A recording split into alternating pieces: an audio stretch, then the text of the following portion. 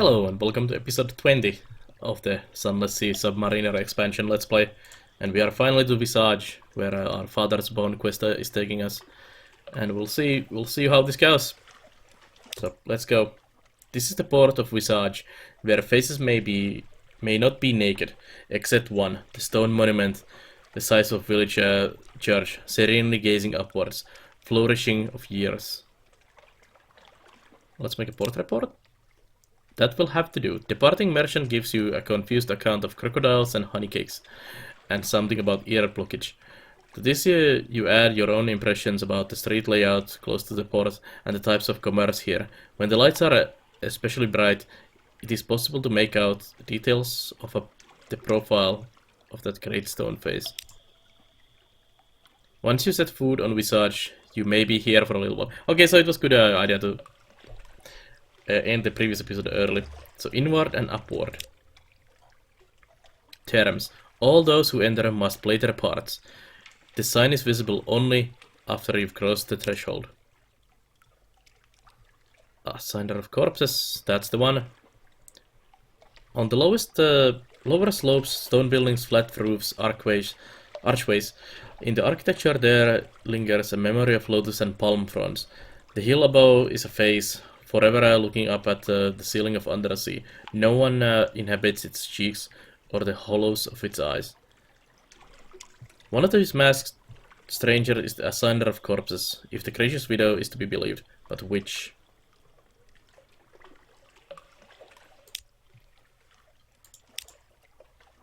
Hello, Skelly. What mask does the assigner of corpses wear? Interrogate the Visagers. The Visagers seem reluctant to discuss the matter, even with Frog. It is distasteful or forbidden or inconvenient, but surely someone will let something slip.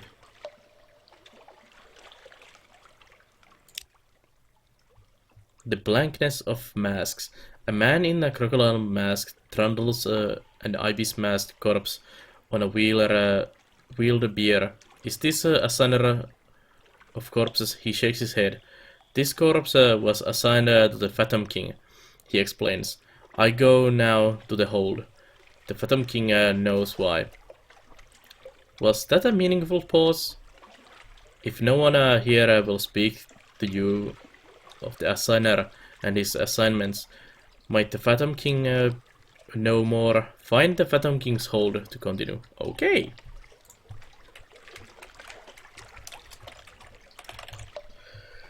Visit the Phantom King. That's the next part. Alright, awesome. So we need to get to Phantom King and then we'll probably have to come back here from that. Checking at the customs house. One may not wander Visage at will. A changing room. All visitors must pass one by one through a room guarded by a person with a mask of a moon moth. Masks in an assortment of shapes and colors wait. Ask to go without the mask. Your own fair face will do for you, thanks very much. The significance of the masks. Maybe there is more to it than question of aesthetic taste. Frog mask, locust mask, bat mask. Let's ask about them. Assorted pestilences. The moon moth explains. Each mask declares a different intention towards the denizens of Visage and must be accompanied by a suitable behavior. The frog is for visitors who, though perhaps clumsy and unfamiliar with local etiquette, have come in order to observe local ways and to make uncouth comments about them. The locust is for those who seek profit in Visage and would carry away as many goods as possible. You prompt about the bat. Moonmoth hesitates. Bat is an ill-omened visitor, sent as a messenger or a spy. Bat always dies. Let's not get Bat. Let's ask about going without the mask. It's not gonna happen. No. Moonmoth unfolds and folds its wings. Not suitable, it says. On Visage everyone is masked. To walk the island with your own face would give a scandal. Let's go with the frog mask. We are idiots who don't know about the customs. Tourist mask. Moonmoth lifts the mask and places it over your head. The eye holes are large and they are fitted with spectacles. These improve your view of the environment, though you must look bulb-eyed from the outside. There is also a mechanism attached to the mouthpiece which magnifies any sound you make, even your breathing. You start to thank the moonmoth, and it comes out with a boom as a booming croak. You may profit from your visit and knowledge, says Moonmoth. Its wings fold neatly over its back.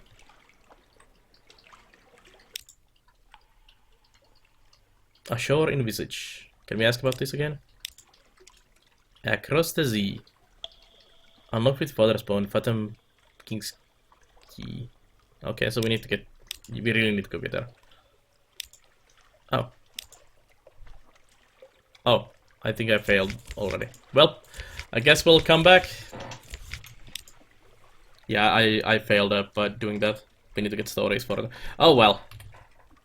Time to go. 30, 40. Well, that didn't take too long. Well, we got the knowledge of the Phantom King. We need to pop in here again next time and see what's in there. And we'll keep heading west. So there's actually quite a lot of locations in here. Like a loop in there and going back would give us a lot of fuel. Nuncio is somewhere in the west. Well, Nuncio is actually right at my direction. We're gonna have a lot of fuel when we get home from the port reports.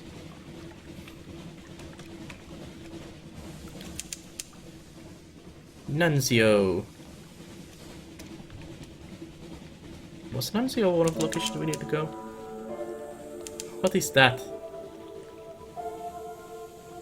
It's a rat. It's a guy with a back and a rat in a hand and a king's crown. McMaster's Haven. Okay.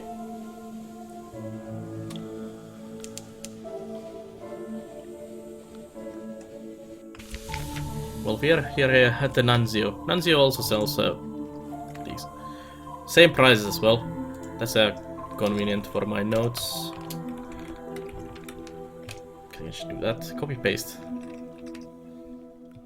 Let's see. No shipyard? No. I haven't seen any shipyard anywhere yet.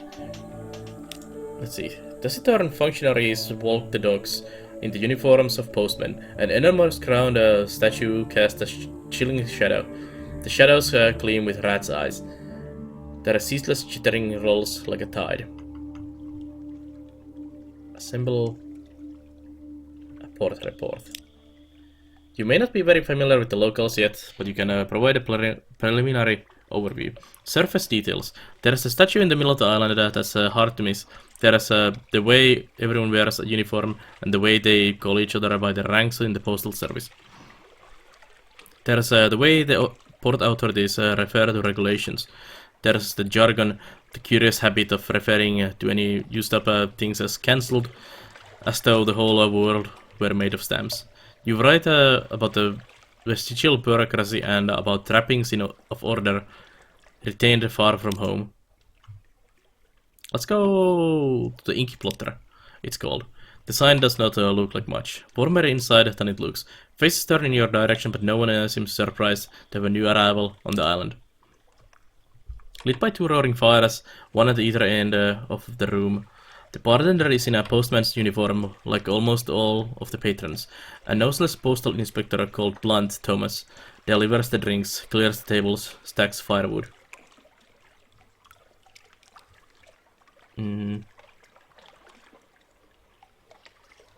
Let's see. Listen in on postal tales. Fishermen brag about fish that got away. Postmen brag about hard deliveries. Amazing what you get for a penny stamp. Delicate bottles lowered down chimneys on a rope. Do not fold under any circumstance. Letters curled through narrow slots. Rattling, groaning grates brought back to the same address every day for 22 days in a row running. The windows they pried open, the servants they bribed, the delivery surcharges they paid out of their own salaries just to get rid of one more packet. It is hard to tell which they hate more. The senders of mail, the recipients, or the recipients. Stands to reason. If the message was a welcome one, they would tell the other fellow in person, reflects the hairless postwoman. Ask why the local currency consists of rats. 2 strings of rats for a pint of ale, 3 strings for wine, 5 for a tolerable brandy under the bar. Scarcity is not an issue. The hairless postwoman at the end of the bar smiles mirthfully. Or maybe it's just the lack of eyebrows that does it. Long enough carrying the things around, you get into the habit, she says. Then she tells you that if you stay out late enough, you'll see some of the postmen making a procession to the center of the island, stringing up rats around the statue like Yuletide decorations, in prayer to an ancient deity of this place. From the coughing and choking elsewhere in the pub, you would guess this is a story they often tell the newcomers. Ask why the hairless postman is hairless. Legacy of some interesting explosive package, maybe? Faux pas, no, she says. Kurt, not pleased, you ask. She still had eyebrows when I came to Nanjo. The postman at the next bench diverts you, speaks in low voice. Lots of people find habits when they can't deliver the post anymore. This one has a plucking habit. Best learn not to notice.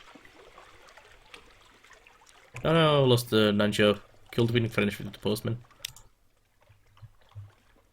Ask about the big statue at the center of the island.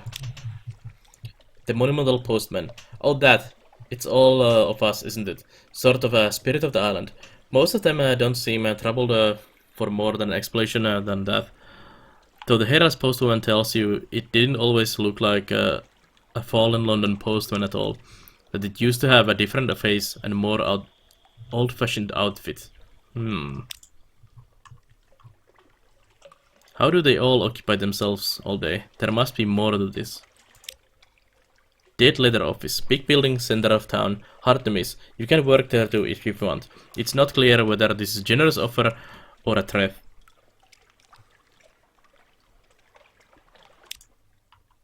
Can I just ask for more of these? To get some friendship. Ask to borrow a uniform. If you're to fit in here, you'll need one. Okay. Look but not touch. They're polite, even apologetic about your request. You're welcome here and welcome to take shifts at the dead letter office, but you cannot wear the uniform unless you were a postal employee back in the fallen London. Regulations. Bluntmans lets you have a look at his uniform jacket, at least. Neat stitching, gilded buttons, a thin but dignified circle of braid at the collar. Inside, a patch that goes over the heart, stitched with 6 red letters. You can't read it, but it makes your eyes itch and your scalp feel like burning. Sounds interesting. Let's go back to the docks. And let's go explore the beach first. There's a long stretch of shale dotted with washed up kegs and barrels and smaller flotsam. Shifty going, rocks slip and slither underfoot, but you keep your balance. Argue with the man holding a broom. Assist the man holding a broom. Every lap of wave drags up some new letter or parcel. The face of the water is dotted with them, as far as you can see in this blackness, carried by a powerful current. Collect material for the dead letter office. Well, let's grab that. Will of its own. You make your way along the shore with a big sack. Many of the animals are too damp to read, their address permanently lost, but a surprising number are still legible. There are also parcels. Here and there is a great message in a wine bottle, sealed cask that has popped up out of a shipwreck. Your sack ought to get heavy with all this content, but it pulls upwards and away, straining inland towards the dead letter office like an unmanageable dog. What? You now have 1 dead post. Study the currents in here. Well, let's give it a go. Squinting and guesswork. It's no use. A few hours of exploration and squinting out of the sea and clinking shining floats into the water produces no better understanding than before. Try again and you may have better luck.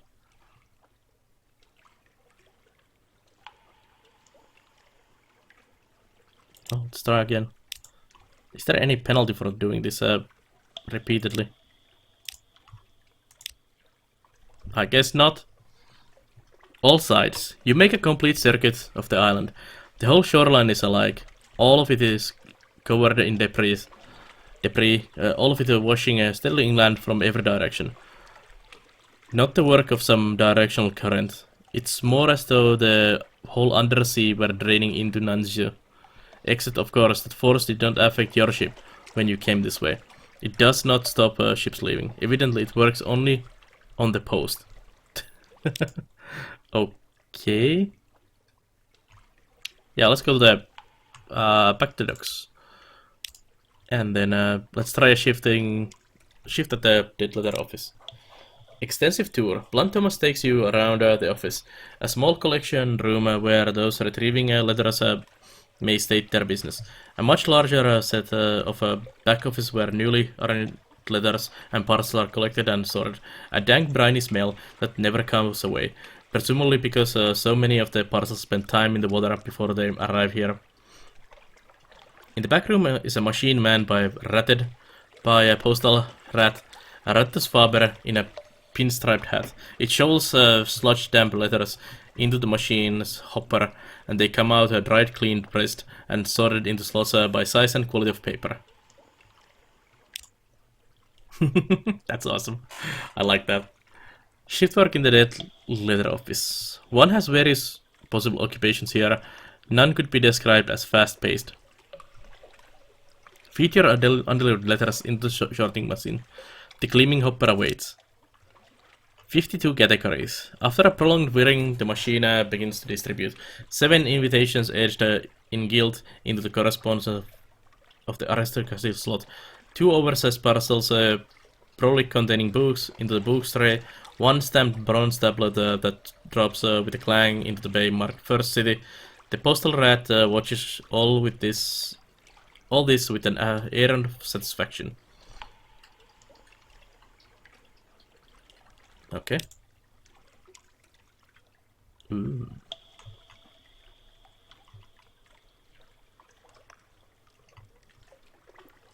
Let's talk with the rat. Converse with the postal rat. Why doesn't it make a machine like this one back in the London? Might lead to fewer dead letters in the first place. Regulations. Oh no. That wouldn't be permitted at all. There are strict rules about initial handling and sorting of post. An experimental machine might mangle the letters. It's only the dead material that is unimportant enough to be entrusted to a Rattus Faber. His voice isn't bitter, but he twists a coil so hard that it springs sideways out of the machine and pings off your nose.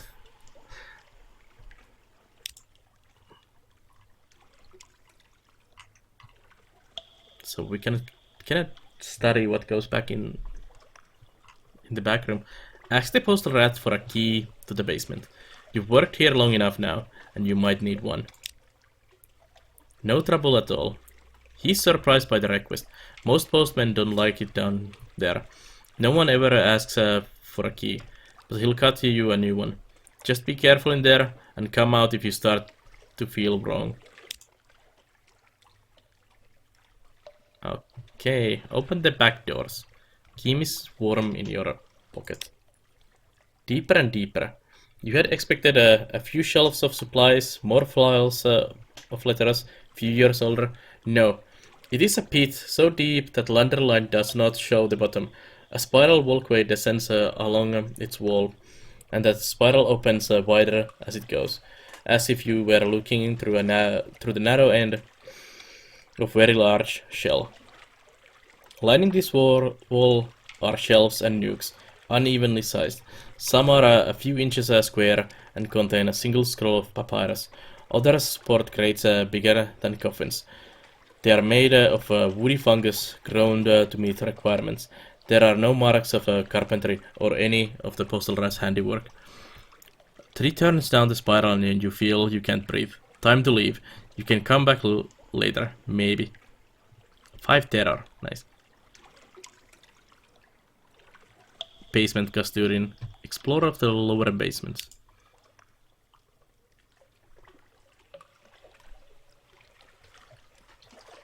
Let's talk to the rat about my basement findings. Gives you something new to chat about. Troubled but not surprised. They say that's been there since before we came. Before there were Londoners underneath. Before there was a dead letter office. There was someone else, and they built the last layer on top of what was there before, and so on. When you press him a little further, he says, I've been down there, didn't like it much, but wanted to test my machine. Thought if it could handle some of the very old data letters, that it would be a good sign, you know, evidence the machine is working, was in working order, good strong sorting categories, and so forth. He pauses. There's letters down there that set your hair on fire, if you so much as look at them. See the bald patch on my left leg? That wasn't a machine accident. Oh no. That singed right off as soon as I put my nose into one of those letters. Ooh, Tale of Terror and extraordinary implication. Awesome. Descend into the basement with a flame. So I need a flare, foxfire candles. Alright. Nunzio. 5 foxfires and 1 flare.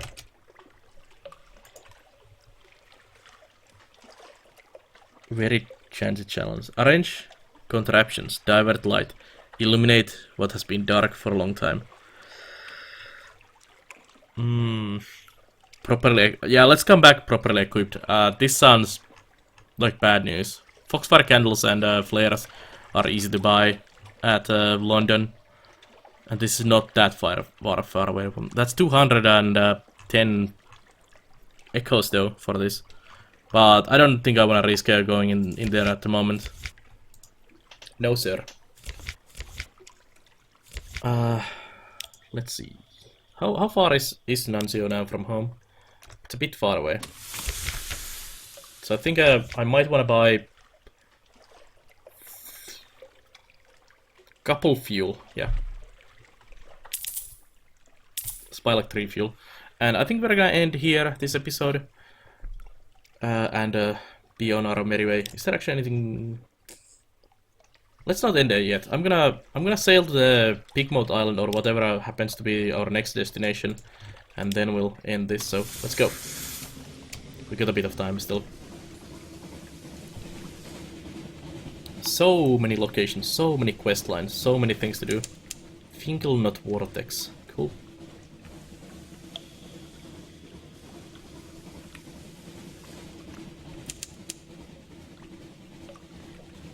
This has been a long journey. We explored a lot of stuff on this one. Is that fog up there? Yeah, good thing I actually went south here and avoided the fog. There's a lighthouse there. Something some distance to the southwest underwater.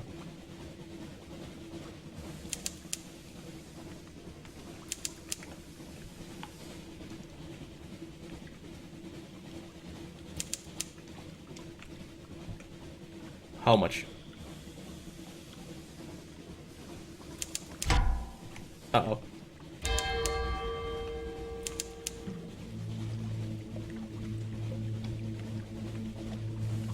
Oh, right there. Let's go see what's under the water. Hopefully not a sea monster that eats my face. The nuke. Whoa. Oh, there's a current in here. Awesome. Oh, can you save fuel by going by the currents? Oh.